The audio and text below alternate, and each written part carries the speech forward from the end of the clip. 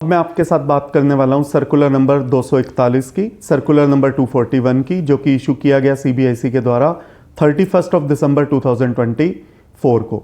ये पर्टेन करता है सेक्शन 16 सबसेक्शन 2 क्लॉज बी से। इस सर्कुलर को डिस्कस करने से पहले मैं एक कॉन्टेक्स्ट आपके साथ शेयर करता हूं। जो आईटीसी की शर्तें दी हुई हैं सेक्शन 16 सबसेक्शन 2 में, उसके बीच में एक शर्त यह है कि रेसिपिएंट को आईटीसी तभी वो अवेल कर सकता है यदि उसको गुड्स और सर्विस रिसीव हो चुकी है। तो कभी कभी ऐसा होता है कि सप्लायर के द्वारा जो गुड्स सप्लाई किए जाते हैं वो सप्लाई किए जाते हैं मंथ एंड पे। सपोज कीजिए सप्लायर के थ्रू गुड्स निकले 30 मार्च को और रेसिपिएंट को रिसीव हुए 4 अप्रैल को। तो सप्लायर ने तो अपनी रिटर्न में मार्च के रिटर्न में ही दिखा दिया और रेसिपिएंट के मार्च के 2B में वो नज़र भी आ जाता है। बट असल में वो जो गुड्स रिसीव हुए रेसिपिएंट को वो रिसीव हुए 4 अप्रैल को, not in the month of March but in the month of अप्रैल।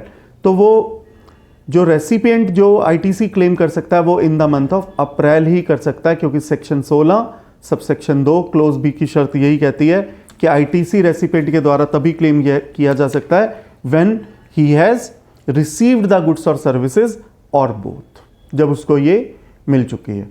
तो यहाँ पर जिस जो एक इशू आ रहा था पूरी इंडस्ट्री के सामने, उस इशू को डिस्कस करने के लिए ये सर्कुलर नंबर 241 लाया गया। ये पर्टेन करता है इशू ऑटोमोबाइल सेक्टर से। ऑटोमोबाइल सेक्टर में जनरली जो गाड़ी बनाई जाती है, जो ओरिजिनल इक्विपमेंट मैन्युफैक्चरर होते हैं जो कि गाड़ी बनाते हैं, वो अपना रिस्क ट्रांसफ़र कर देते हैं एक्स वर्क्स कॉन्ट्रैक्ट के थ्रू और डीलर के द्वारा गाड़ी मंगवाई जाती है। सपोज कीजिए कि कोई ओरिजिनल इक्विपमेंट मैन्युफैक्चरर है महाराष्ट्र के अंदर और डीलर है दिल्ली के अंदर। डीलर के पास एक ऑर्डर आया कि कोई उससे गाड़ी खरीदना चाहता है या डीलर अपने शोरूम पर रखने के लिए भी उस गाड़ी को अपने यहाँ पर मंगवाना चाहता है। तो डीलर ने ओरिजिनल इक्विपमेंट मैन्युफैक्चरर को कहा कि मैं आपसे ये गाड़ी लेना चाहता हूँ और वो गाड़ी ओरिजिनल इक्विपमेंट मैन्युफैक्चरर के द्वारा डीलर को दे दी जाती है 30 मार्च को अपने गेट पर। महाराष्ट्र की में अगर फैक्ट्री है उनकी, महाराष्ट्र के गेट पर उस गाड़ी को दे दिया जाता है और उसके बाद उस गाड़ी को जो महाराष्ट्र से जो वो दिल्ली आनी है, वो डीलर अपने खर्चे पर अपना ट्रांसपोर्टर बुक करके दिल्ली में मंगवाता है, या वो ओरिजिनल इक्विपमेंट मैन्युफैक्चरर को ये भी कह सकता है कि ट्रांसपोर्टर आप बुक कर दीजिए, ट्रांसपोर्टर को पैसे मैं दे दूंगा। उस केस में अगर गाड़ी को रास्ते में कुछ हो जाए तो क्योंकि रिस्क ट्रांसफ़र हो चुका है, ये एक्स वर्क्स कॉन्ट्रैक्ट है, तो उसके बाद अगर गाड़ी को कुछ हो जाता है तो जो इंश्योरेंस का क्लेम मिलेगा वो डीलर को मिलेगा, ना कि ओरिजिनल इक्विपमेंट मैन्युफैक्चरर को, क्योंकि उनके द्वारा तो ऑनरशिप गेट पर हो चुकी है 30 मार्च वाले दिन ही। अब सपोज कीजिए ऐसे केस में जब गाड़ी वहाँ से 30 मार्च को निकली महाराष्ट्र से और वो दिल्ली में आई 4 अप्रैल को, तो क्या डीलर को आईटीसी मार्च के महीने में मिलेगा या अप्रैल के महीने में मिलेगा, जब उसको गाड़ी दिल्ली में रिसीव हुई 4 अप्रैल को, या उसको गाड़ी मान लिया जाएगा कि उसको गाड़ी 30 मार्च को ही रिसीव हो चुकी है।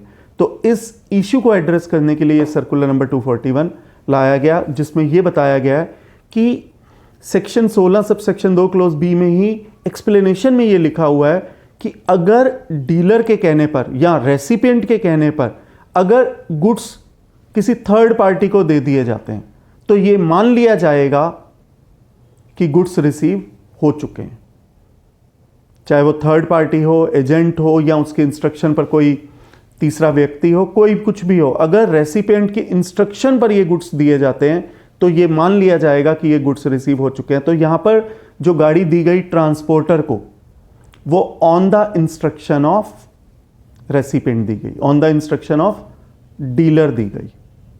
और अगर इसके बाद गाड़ी को कुछ हो जाता तो इंश्योरेंस का क्लेम भी किसको मिलता? डीलर को। It means original equipment manufacturer की ड्यूटी अपने एंड से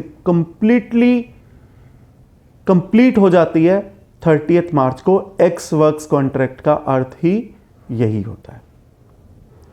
तो इस केस में यह मान लिया जाएगा कि जो गुड्स हैं वो रिसीव हो चुके थे 30 मार्च को ही, और मार्च के महीने में ही रेसिपिएंट एंटाइटल हो जाएगा कि उसको आईटीसी का बेनिफिट मिल जाएगा, क्योंकि उसने सेक्शन 16 सबसेक्शन 2 क्लोज बी की शर्त that he has received goods और सर्विसेज और बोथ, वो इस कंडीशन को फुलफिल कर चुका है।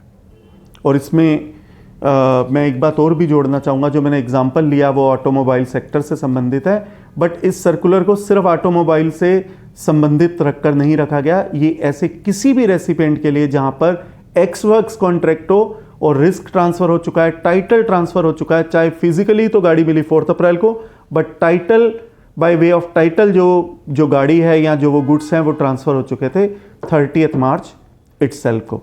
तो वेलकम सर्कुलर है, क्योंकि डिपार्टमेंट तो हमेशा यही लिटिगेट करेगा कि आईटीसी, पहली बात तो वो चाहते हैं कि आईटीसी किसी को मिले ही नहीं, पर अगर किसी को मिले तो लेट से लेट मिले ताकि जल्दी ना मिले, क्योंकि उनका सारा इंटरेस्ट है कि सारा जो टैक्स का पैसा है वो इलेक्ट्रॉनिक कैश लेजर के थ्रू ही आए, जो कि very purpose of GST Inception को डिफीट कर जाता है।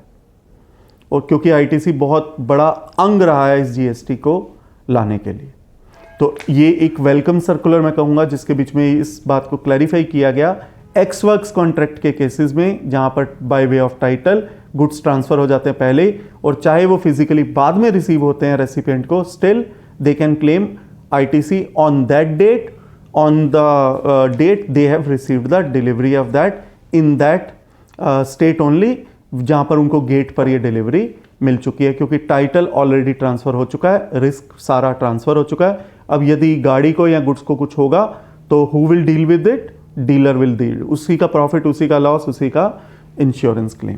तो ये सर्कुलर नंबर 241 है। मैं उम्मीद करता हूँ ये सर्कुलर आपको समझ में आ गया होगा। धन्यवाद।